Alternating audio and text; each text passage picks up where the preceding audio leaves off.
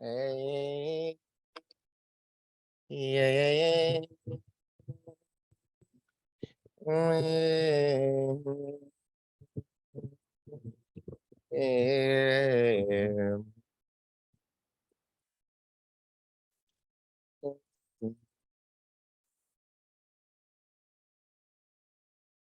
Thank you, baby.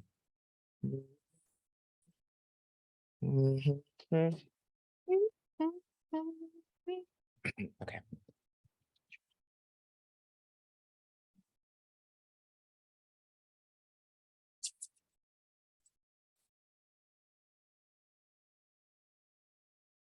Hello.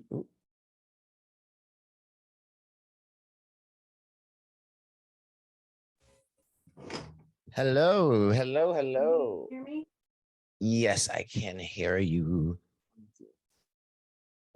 I have to fix my audio.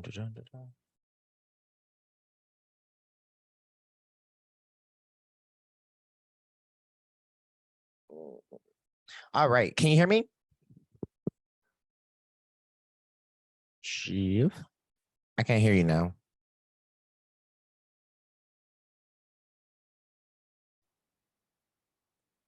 Hello? Oh no, what happened to Shivy?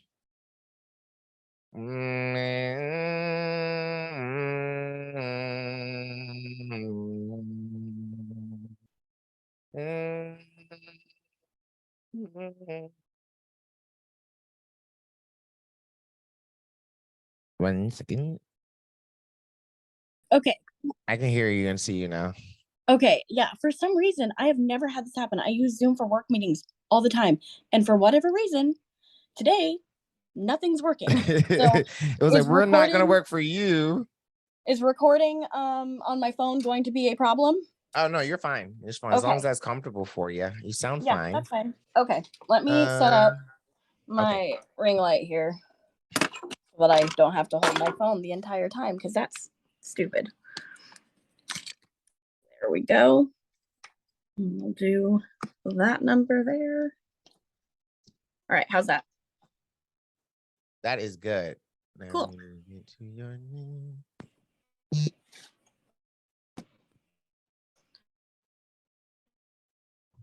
There we go.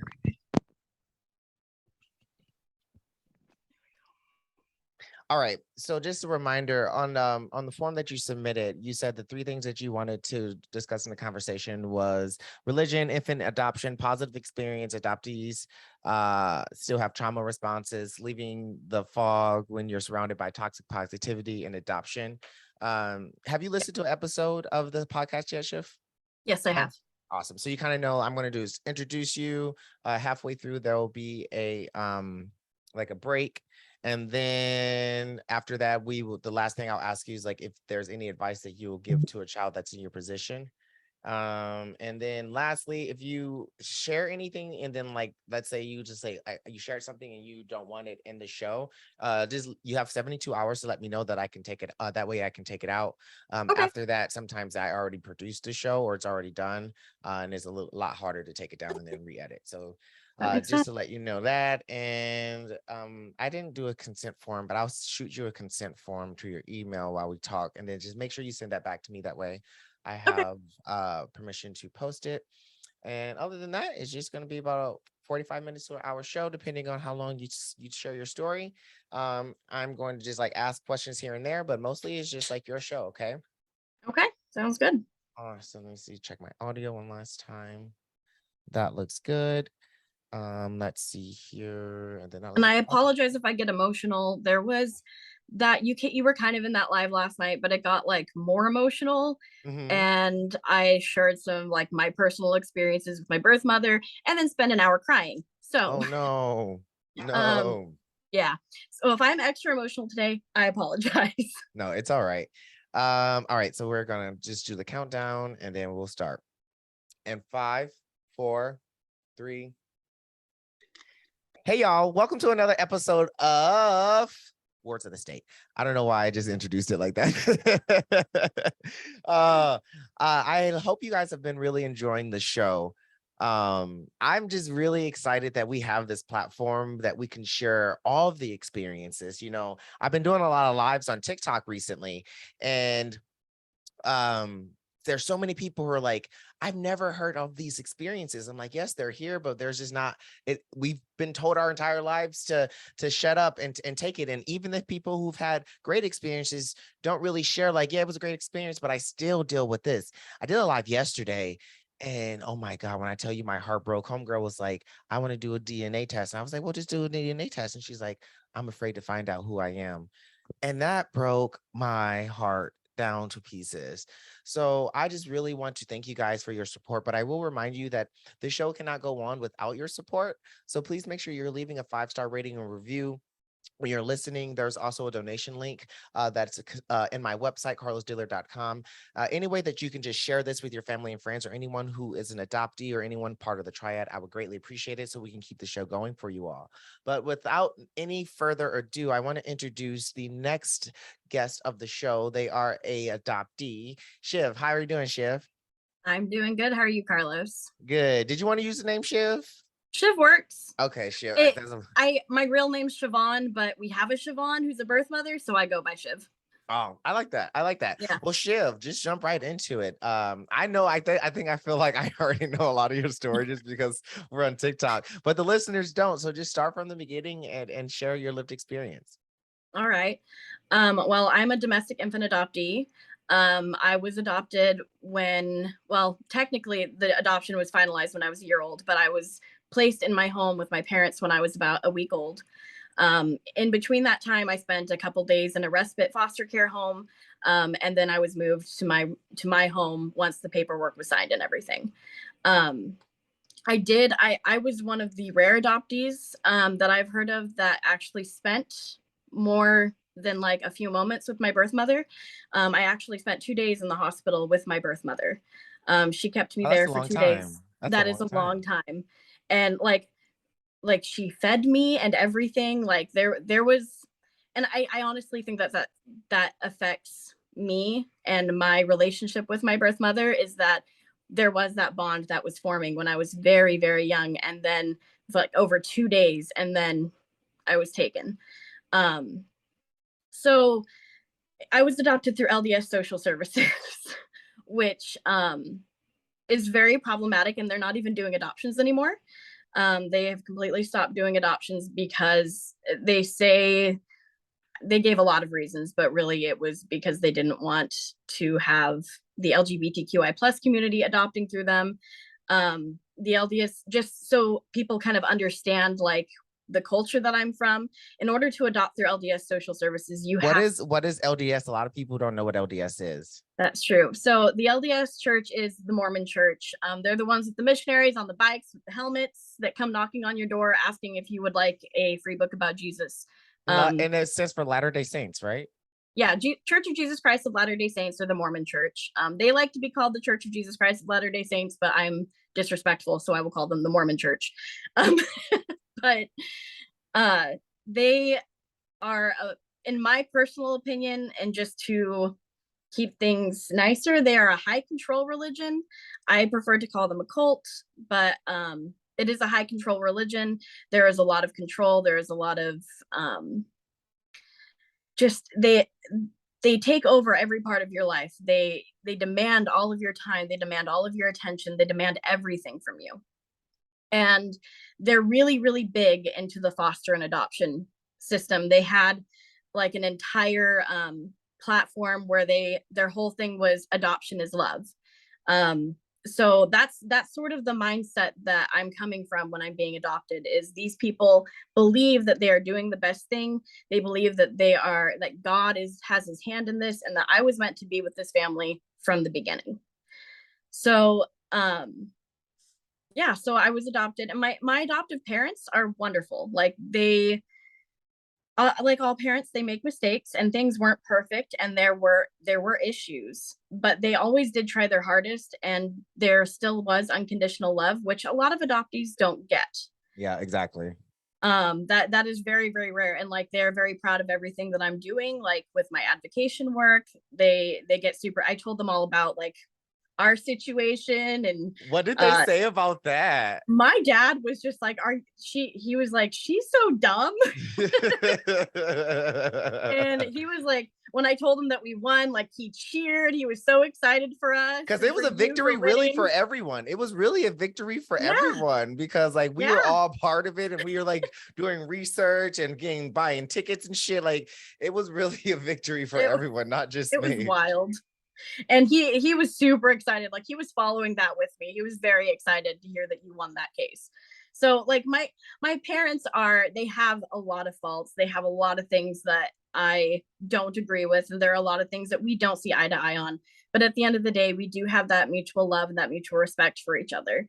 And that's very rare. And you know, a lot of people get so upset. Like every time I get on TikTok or social media and I talk about like the lack of support and like the lack of adoptive parents being that supportive, like with like, but that's the point of being a parent. You're not going to be perfect. And we're not asking you to be perfect. We're asking you to try. We're asking you to love unconditionally. We're asking you to not at the bare minimum abandon us. Like that's the bare minimum. Don't abandon us. And it's Mm-hmm. like, people say, well, you're just upset because you didn't have a great experience. I was literally abandoned. I have no parents, and I wish I had parents. I wish that I could come out and say like, oh, well, you know, my adoption was great, but I can advocate for it, you know, and advocate like you do too. But that's not even possible for me.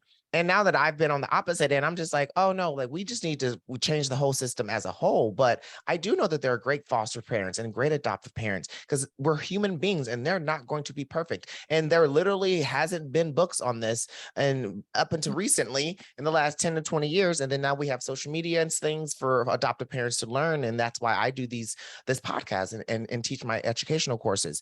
But it's like, dang, there's so many of us who's missed out too, you know, and Yeah. it does leave a hole in your heart. It really does. And like that is why I do what I do, because I know that people try and use stories like mine to invalidate other people, and that just pisses me off. That makes me so mad that people do that, because I It's mean, like they're saying when we tell our experiences, they're like, "Well, are you trying to say there's no good?" Like we've never said that there weren't great no. experiences, and that really is so confusing to me. It's like, yes, there are great experiences, but where are they in the majority? That it should be rare. Like when you talk about adoption, or if you do hashtag adoption on TikTok, it should be rare that you hear a person being abused or abandoned or kids missing. That's when adoption is beautiful, but that's the opposite. When you look up hashtag adoption on TikTok or anywhere, it's like adopt kids are missing, kids are being abducted, kids are being abused, adoptive parents killing kids. I'm like, come on now. So how can y'all continue to live in this facade that Yeah, adoption is beautiful? Adoption is different. Adoption can be beneficial for everyone involved, especially if there's consent. But that's not what's happening right now. So let's stop acting like it is. exactly. Exactly. And like I said, that's why I do what I do, because I know people are going to come out there and they're going to be like, there's no good experiences. And I can be like, hey, here I am. But Let me tell you about my experience.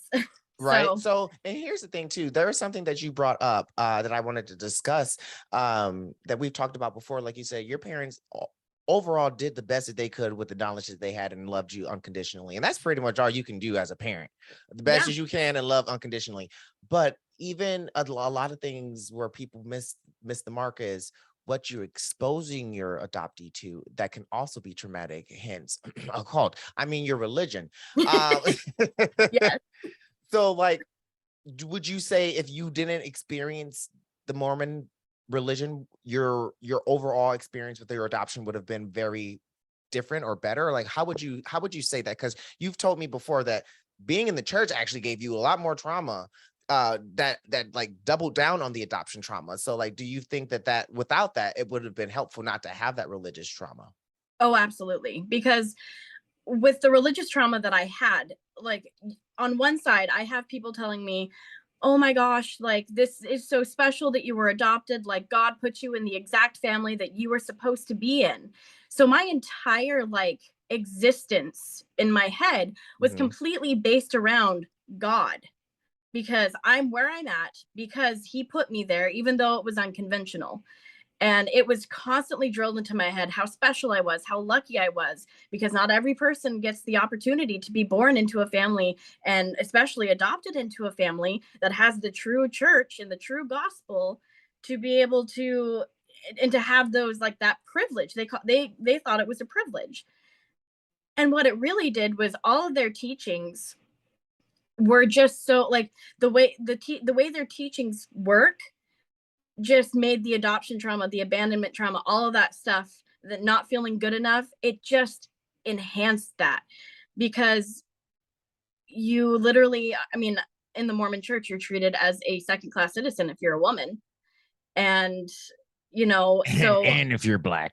and if you're Black, or if you're Latino, or ABC, if you're not white, you are othered and you are a second class citizen.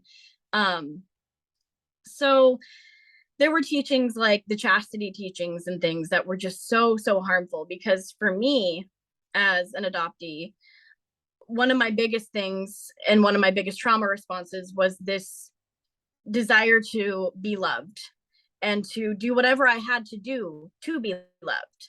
And so that got me into situations where I was not safe. It got me into situations where people hurt me. And that was then, I was also being taught at the same time that what I was doing was a sin next to murder. Um, and so I already don't feel good enough.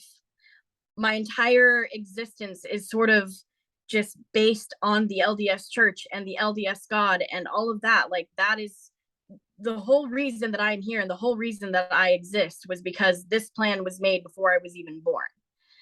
So it's like this whole predetermined thing. And now here I am struggling, doing things that I know are wrong, feeling crazy for doing them, and not understanding that this is a trauma response. I am doing these things because it's a trauma response. And then I am vilified. Then I am told that, I was wearing a scarlet letter. People were pulling me aside in the hallway saying, I'm so disappointed in you. Like, I was 17 Mm. years old, being pulled aside in the hallway by people that I grew up with. They were my church family, telling me how I re- disappointed they were. I remember I didn't have that type of religious trauma. I remember when I got adopted, we went to the Catholic church, and Debbie would just say, like, she would blame everything on me. She would just be like, it was like a pity thing. Like, they weren't disappointed. They were like, pity me. They'd be like, I would just pity that you're a crack baby. I just pity. First of all, I wasn't even a crack baby. I don't like, my mother No. never did crack. And then, like, so it was just like, they would just see me, and every time they're like, it's just a pity that you just can't love yourself enough to accept your family. Just a pity. And I'm just like, no, it's a pity that these bitches are locking me in closets and making me kneel on rice. That's a pity. Yeah. So I understand that type of religious trauma where it's like the church, and it's, I'm sorry. In my opinion, every type of church, no matter if it's the Mormon church or the Catholic church, it's culty. Like, y'all click up, and like, y'all are fucking weird. And if you don't Mm-hmm. like it, then wear the fucking shoe out, bitch, because it's probably you. You know, like, it's weird and it's very Yeah. clicky. And it really, and I think a lot of religion breeds toxic positivity, especially for adoption, because like you said, like, yes. And do you see how many religious people adopt? Like, half the church is Yeah. adopted. Like, are y'all competing? Like, what's going on here? It's insane. And like, they don't, like, I do this all the time on TikTok, where I see people who are like, I am praying for, like, we're praying for our baby. I'm like, are you kidding me? So you're praying for a family to be separated? Every time I say that, they stop and they're like, well, because I'm like, so like, I've prayed my whole life to adopt. I'm like, so you've prayed your whole life for a family to not make it. Mm-hmm. Wow. And the thing is, they won't ever see it that way, because religion, and I can speak on the Mormon church because that's where my expertise is. That's where I was raised. But the Mormon church is very big into the adoption system and the foster care system, because in their minds they're able to bring these kids into the one true church and save them. So it And goes I beyond and saving them physically. yes, and that's also I feel like that's colonialism, because Mm-hmm. in the Muslim religion, it's the opposite. Like, they don't adopt children; they let them keep their identity, Yeah. and they just raise them. They raise them as their own, like, but they still are attached to their own culture and their own family heritage. So it's like, but who are mostly Mormon people? white people. Oh, I ain't gotta do that. It's a fucking podcast. They're white people. This is my podcast. I don't gotta. I get so okay. So, quick anecdote. Since we're both like TikTokers, do you feel like TikTok is like being married to an abusive husband? Like, Yes. Yes. like I like we have to use hand signals. Like, or blink twice if you're okay. Like, Yes. we have to come up with our own code and shit so we don't can't get even talk abused. about suicide openly. We can't talk about anything openly. We have to use, No. and they're important topics that we can't even talk. We have to use a code for. And if you slip up, bitch, you're getting beat up and banned. But no, I just wanted to say that because I always forget when I'm on TikTok or when I'm on just the podcast, and that's why I made this shit, because like I wanted to say what the fuck I got to say, how the fuck I got to say it, and I'm not gonna have. You can't even say ban. People are like, don't get bananered. What the fuck is bananered? TikTok has created its own language. I swear, we're gonna have a whole bunch of new Urban Dictionary right words.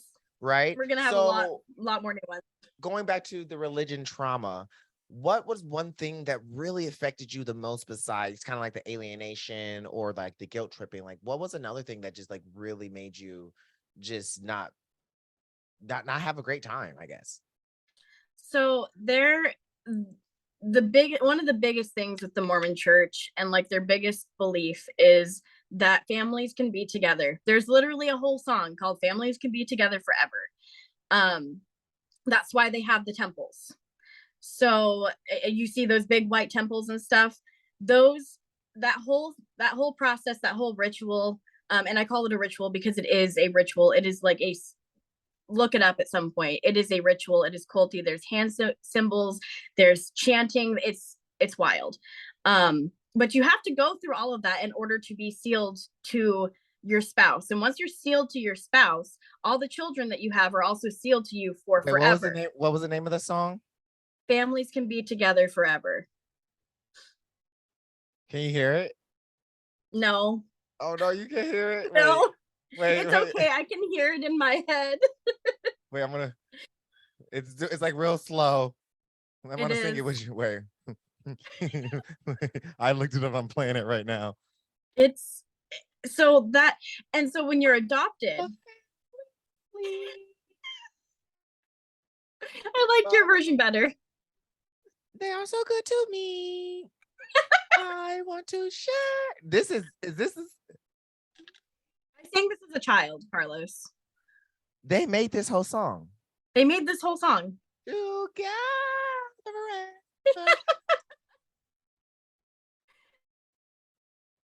It's do you hear the toxic positivity in that song though? You have not them putting the tempo in the background. Yeah. I told you it's all let me stop because I don't have rights to that. I don't have rights to, not the one because the Mormon church are trying to sue Dillard Media. Yeah, no, you don't want that. No, but I was thinking with it, so I was using it editorially. It was a cover.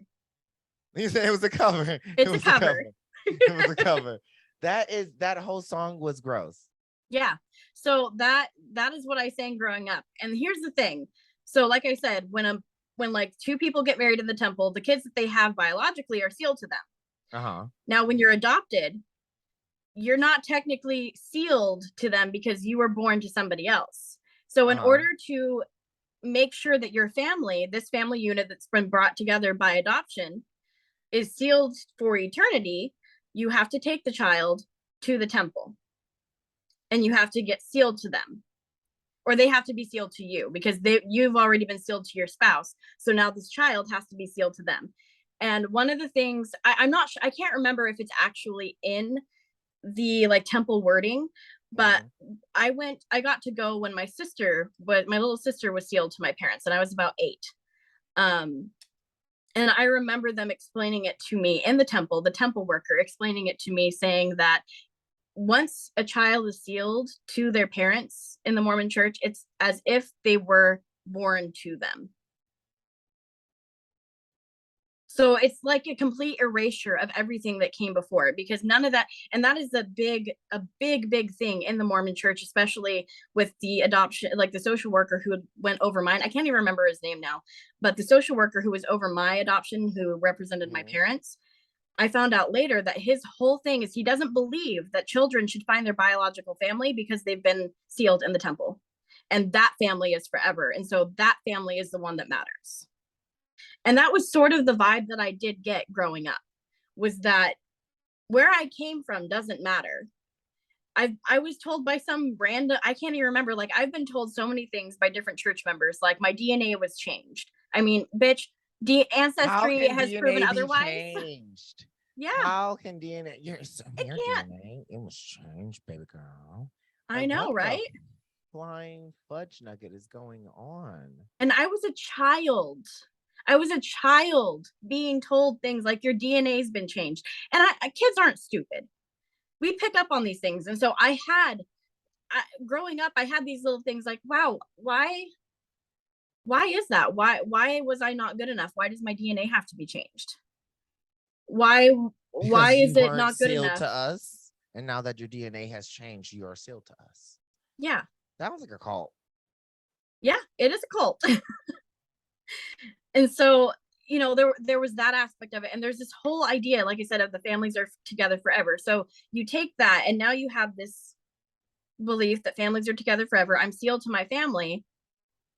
But I was also sitting there thinking, okay, well, I was also taken away from a family to be put in this family.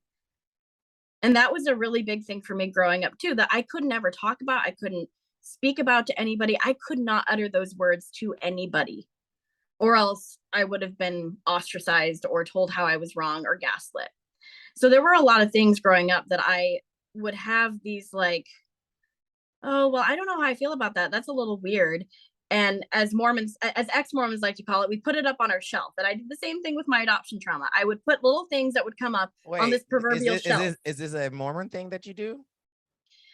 I think it's a religious thing. Ex-Mormons call it a shelf because we talk about the shelf breaking when you put one too many books on it. And after a while, when you're still sticking those books up on that bookshelf, So they it's said gonna if like fall. if something's too hard or you don't want to focus on it, you put it on You the just shelf. It's like stick a pin in it. We'll come back to it. Stick a pin in it. Yeah, no, that's not how trauma works. No, that's not how trauma works. But that's what I had to do to survive. And there were a lot of things that like I've been finding out since healing, even since I've been doing my healing process, that I had totally forgotten about. And I think that I had really just kind of blocked it out of my mind, because knowing that information probably would have killed me. Um, I'm pansexual. I grew up in a homophobic church.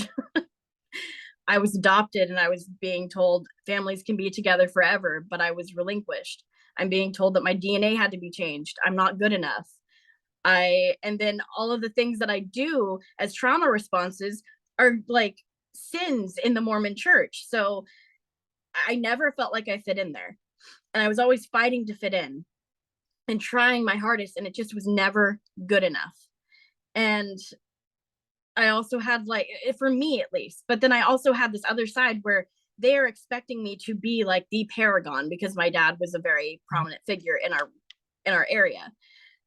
So it was just this extra pressure. I'm adopted. I have these trauma responses. I am acting out on these trauma responses because I'm a rebellious teenager, and that's what teenagers do. They push limits, they push boundaries. And I'm doing that, but with like a little extra spice on top, because trauma. Out spice. Yeah, that spice. So I did a lot of things my parents have no idea about. And they never will, and that the church never knew about, because I would have been excommunicated so fast. And in fact, when I did, that was one of the things too, that this was a really big thing for me, and why I sort of I made like a 180, and I started like really trying to be a good Mormon person. Although I wasn't doing a very good job of it, I did try really hard. And I did that because I was being threatened with excommunication, well, disciplinary council, which could have been excommunication as a 17-year-old for having sex outside of marriage, which again, I did that because I wanted to be loved, and I was afraid I would lose someone. You know? I got you. I got you. I never did that. I never did that. it was, for me, it was a self-harm thing, honestly. Like it really was a self-harming tactic. And I can see that. I can see that. I actually can yeah, see that. A lot of people say that too. They'll just say like, because you just want to just feel anything, and you already know it's like a self-destructive pattern. And yes. I'd rather feel anything than not just feel accepted at all. Yeah. So we're gonna take a quick break, y'all. When we come back, I want to have Shiv tell y'all about the adoption fog, how she got out of the fog, or how she's getting out of the fog, what the fog is, maybe even, and a lot more of her story. So just listen to the commercial, and we'll be right back. All right, so we don't really have a real commercial. I just take a little like 2-minute break. Um, let's see.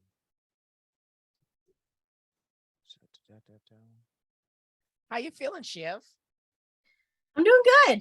Doing great. I think you're doing fantastic. We're keeping Well, thank you. so when we let's see, where's your thing at? Here it is. So yeah, adoption fall, and then toxic positivity surrounding adoption, and then whatever else you want. We're at 30 minutes, so we got about 20 more minutes, 25 more minutes before I'll ask my final question. So if you want to, however you want to share the rest of your story in between that time, it's fine. Okay. All right. Ooh. Move that over here. All right, in 5, 4, 3. Hey, Light Shiners, welcome back to the show. Please, please, please, like we always say after every commercial, please make sure you can leave us a 5-star rating and review. Also, we're looking for sponsors for the show. So if you know anyone who would like sells any products, who's an author, any way that we get about, I think we're getting about like 1,200 or 1,300 downloads per episode. So it's a great way. People listen to the show. If you do anything that you would like to promote, please let me know. You can send me an email at carlos.r.dillard@gmail.com. You can also find that link in my bio for any people who want to sponsor the show, or if you just want to be a person without a business who wants to sponsor the show and make sure that we can keep this going, I would greatly appreciate that. But we're with continuing with this story, because these Mormons they be acting up, man. Uh, how It's did only gonna you? get worse. Right. How did you get away from that? How did you get to where you are? Like, it seems like there was so much fog and the toxic positivity that the Mormon religion especially made you think about. How did Yeah. you how did you get out of that? It was honestly really hard, and I feel like part of it was that I never really fit in. I was always kind of pushing the boundaries. I was always kind of on the edge of what a Mormon should be. But I really think a big part of me being able to leave was my husband. I'm gonna try not to get emotional because I love him. Um, but he saw something in me, and he knew that he could help me, and he could see that pain that I was in, and he could see what the church was doing to me. And he was very, very patient, and he never pushed. He just listened, and when I would bring things up, he would challenge me, but he would never really push me too far because he knew how I would react and that I would double down. So what ended up happening is I was able to see his struggles, and I was able, and then on top of that, so that was happening, and then I was also trying to find my biological mom, and I had to deal with LDS Family Services one-on-one, and that was a big thing that got me out. um because so I had my husband who was helping me with the doctrinal part, but then when I reached out to LDS Family Services, they said, well, we can't give you any information. I was about 18 when I called. We can't give you any information because it was a closed adoption. You're going to have to go through the state. And I was like, okay. And they gave me information for a confidential intermediary in the state of Arizona. And I reached out to one and started working with them, and it was going to cost a lot of money. And she said, okay, well, if you can get me, I can save us some money and some time if you get me the non-identifying information from LDS Family Services, because as we're doing this, that information could possibly help us put some pieces together. So I reached out to them. I'm not afraid to say which office it was. This was the Mesa, Arizona LDS Family Services office. Not you calling them out. I will call them the fuck out. I called them, and they said, well, you have to come through this office, and you have to, and I was about 2 hours away from that office. This is like 2009 when gas prices were stupid. and I was unemployed. So driving to Mesa to go pick up paperwork, which I couldn't even fill out in the office and then hand to them, I had to like take it home and then I had to bring it physically back. So they're putting up all these barriers already as it is. And so I was like, okay.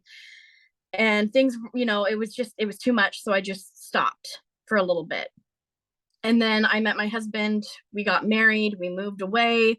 And then I moved to Nevada and I was pregnant. So I'm like, you know what? I really need to start looking into this again. So I started looking into it again. And keep in mind, like I called over those 5 years all the time, trying to find out more information, if there was another way to do that, if the policies had changed. They stopped taking my calls. Like I don't know how they knew my number, but like, or how they knew, but like I would leave messages. They never returned my calls. They said, block this number, please. I swear they had like a picture of me or something and said, do not talk to, do not engage. Because I would call and I would call and I would call and I'd be like, please just help me. Like, I don't even live there anymore.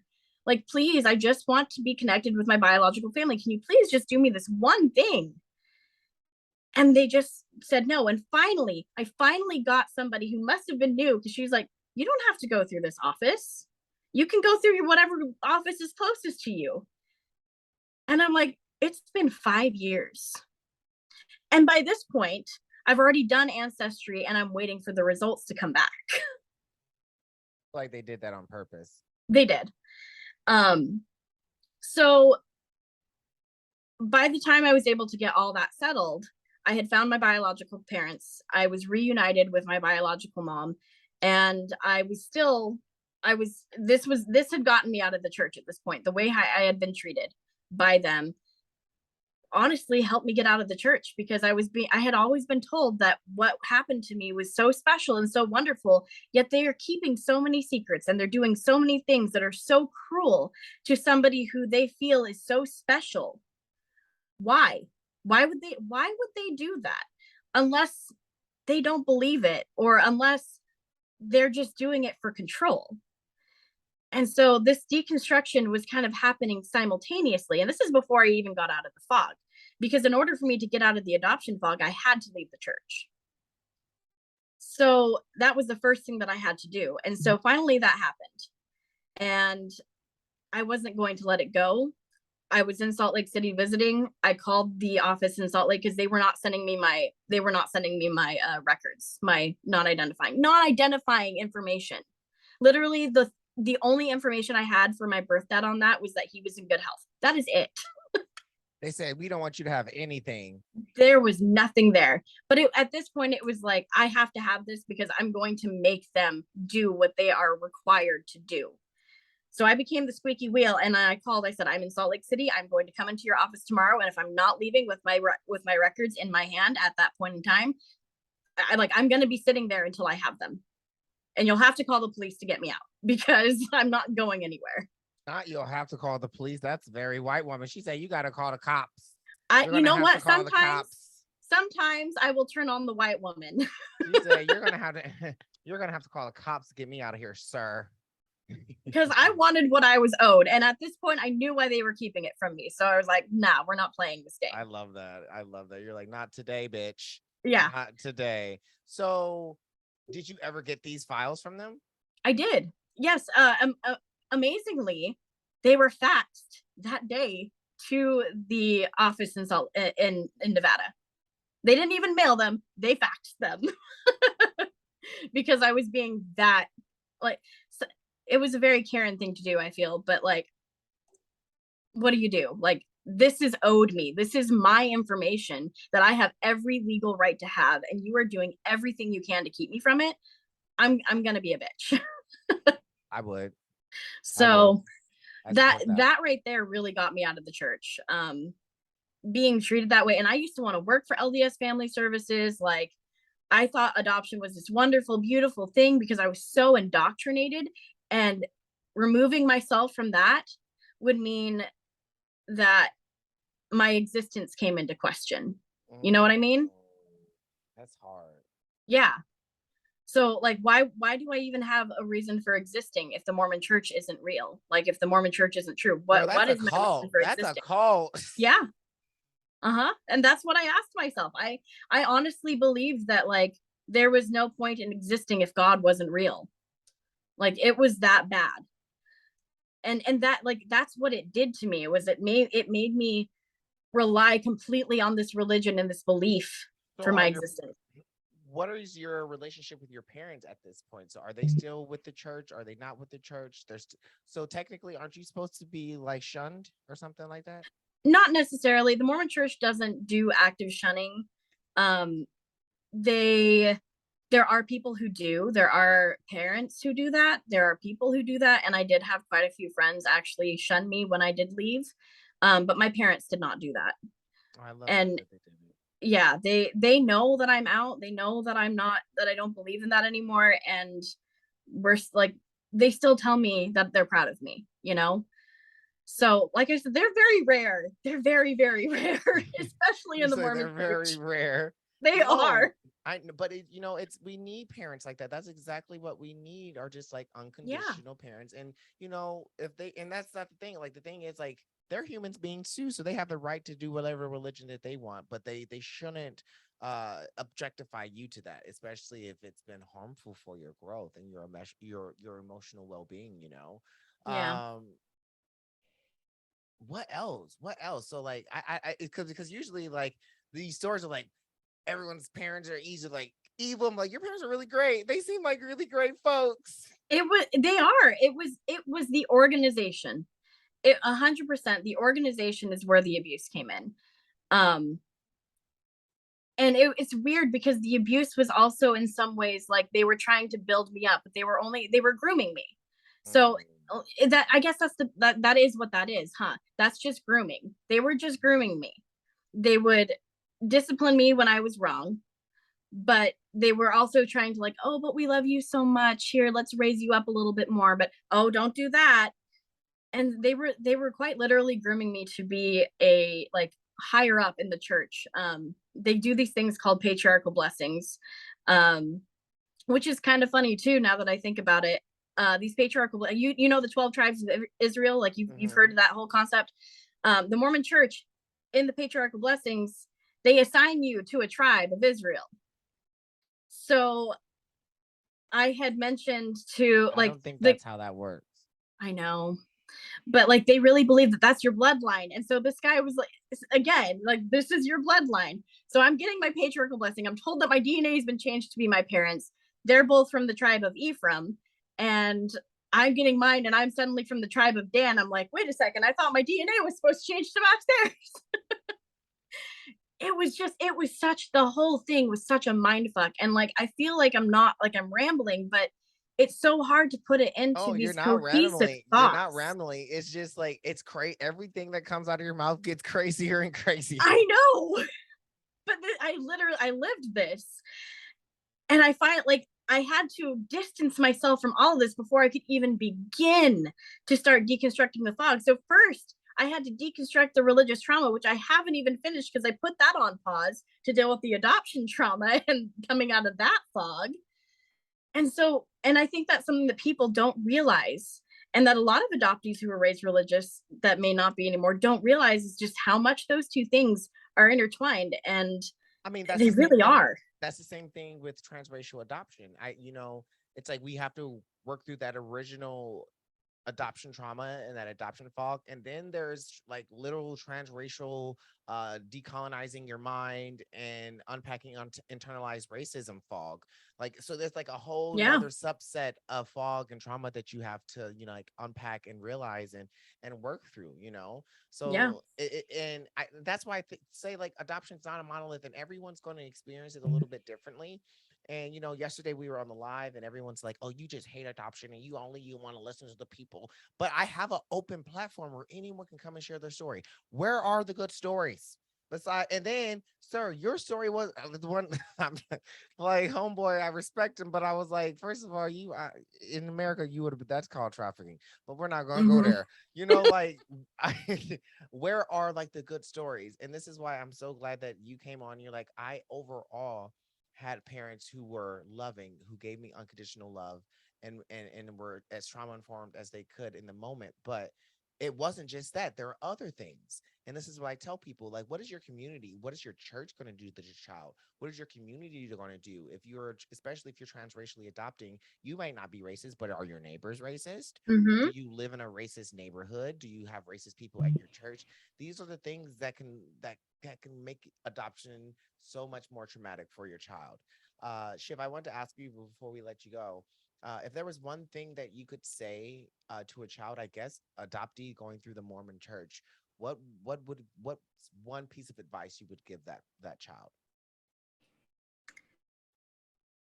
To not feel crazy, that everything they feel is real and all the trauma that they feel is valid, and there's a reason for it, and it's not because you're a bad person.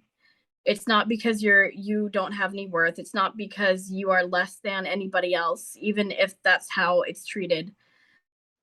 You are everything you feel is real, and you're not crazy for feeling that way. And it's okay to feel that way.